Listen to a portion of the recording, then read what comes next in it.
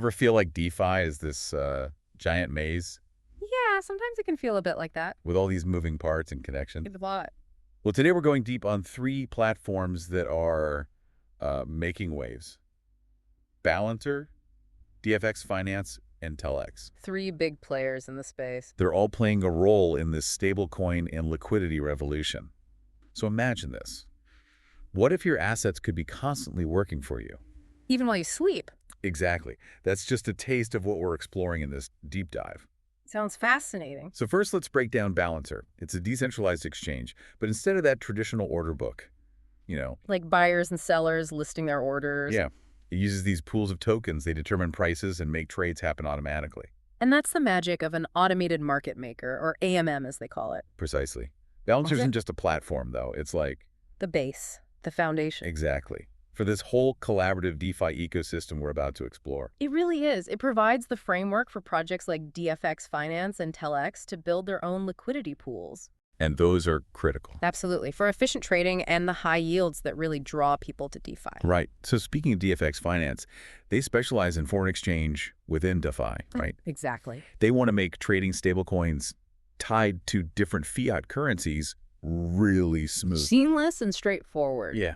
And they've partnered with Balancer, haven't they? Yes, they have. To create these specific liquidity pools. Like I saw there's a DFX ETH pool and even a tri-pool with DFX, TLL, and USDC. Really interesting combinations. Doesn't that just make you think about the future of stablecoins and how they might become even more widely used? I think it has the potential to really drive mainstream adoption. Right. So then we have TELx. Now they're the liquidity powerhouse behind the Telcoin platform. It's a perfect description. They are leveraging Balancer to create these pools that support user-owned financial products. And that's a really important concept. I think so. For example, they have the TEL USDC pool, where users can provide liquidity and earn TEL rewards. It's a really popular way to earn passive income in DeFi. It is, but it makes you think about sustainability. How long can these reward systems last? That's the million-dollar question. It's a key factor in determining long-term viability. Right. Because initial appeal is one thing. But longevity is something else entirely. Exactly. And speaking of these platforms working together, the TEL DFX pool on Balancer is a great example, isn't it? I think so. It's a powerful illustration of collaboration. Because it not only simplifies buying DFX on Polygon, It does. but it also seems to be creating this deeper connection between the TEL and DFX communities.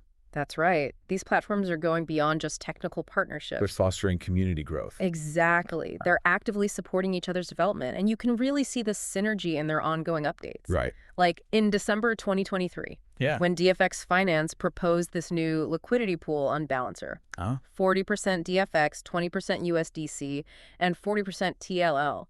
Their aim was to boost liquidity while emphasizing controlled growth, I like that. with a 2% emissions cap. Makes sense. Then, in November 2024, TELx launched their single asset provision, SAP for short. Now, that was a really interesting one. With SAP, users can contribute a single asset, and it's automatically distributed across different liquidity pools. It sounds really great for accessibility, breaking down those barriers. It does. But I do wonder about the complexities, Are there any hidden downsides to all this automation? It's a valid concern. You're placing a lot of trust in the algorithms and the platform's security. Right. But TELx really emphasizes that SAP strengthens the network's stability and efficiency. Makes you think. And then we can't forget Balancer's own massive upgrade in late 2024 Version 3. with those 100% boosted pools, partnering with AAVE on that one. Yes. A significant development in the DeFi space. From what I gather, it brought a lot of optimization, particularly around liquidity and incentives for developers. It was a game changer. But how do these boosted pools actually benefit DFX Finance and TELx specifically?